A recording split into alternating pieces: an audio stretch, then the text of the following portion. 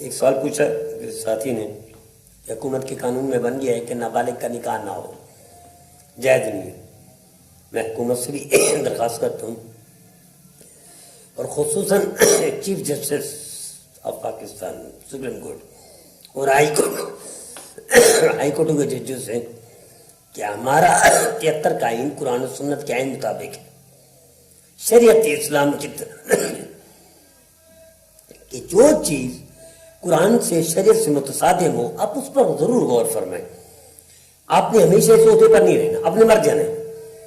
کتنے قبرستان بھرے ہوئے ہیں ججوں سے، وکیلوں سے، برمارے چیف جسٹس سے مرے ہوئے ہیں، نام بھی کوئی نہیں لیتا۔ لیکن اگر آپ کوئی ایسا قانون پاس کر جائیں گے، مثال چھوڑ جائیں گے کبھی یہ قانون متصادم ہے شریعت کے، اس کو ہم نہیں چلنے دیں گے، تو امت یاد رکھے گی، مسلمان کو یاد رکھیں گے۔ اور سب سے بڑی بات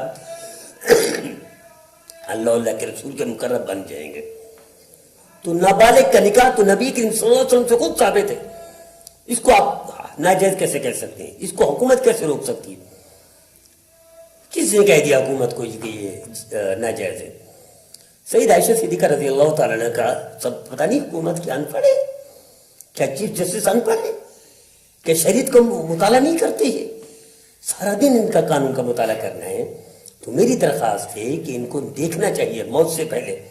اس عہدے چھوڑ من عہدے چلے جائے گا آپ سے، زندگی بھی چھن جائے گی، آپ مر جائیں گے، لیکن کوئی ایک قانون تو ایسا مثال چھوڑ جائیں کہ ہم نے اس قانون کو ریجیکٹ کر دیا اور پارلیمنٹ کو بھیج دیا، پھر پارلیمنٹ غلط پاس کر کے بھیجا ہمارے پاس، اس پر عمل نہیں کر سکتے، یہ شریعت کے اس میں روح سے جائز نہیں ہے۔ جس چیز کی شریعت اجازت دیتی ہے آپ کو کسی نے حق دے دیا، آپ کون ہوتی ہے شریعت کا مقابلہ کرنے میں، مخالفت کرنے والے؟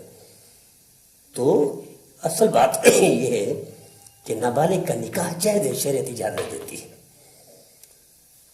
والد موجود ہو، دادا موجود ہو، یعنی اصل ورثہ موجود ہو، سرپرست موجود ہو، نکاح کر دے، نکاح جائز ہے، کوئی حرج نہیں۔ حکومت ایسا بل پاس نہ کرے، قومی اسمبلی میں بھی پاس نہ ہو، سینٹ میں بھی پاس نہ ہو۔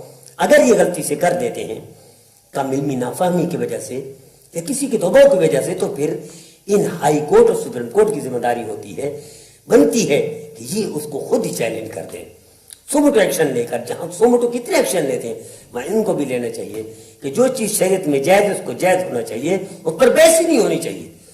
اللہ کا رسول خوش ہو جائے گا، آپ کا کام بن جائے گا، آپ کی زندگی بن جائے گی، آپ کی دنیا بن جائے گی، آپ کی آخرت بن جائے گی۔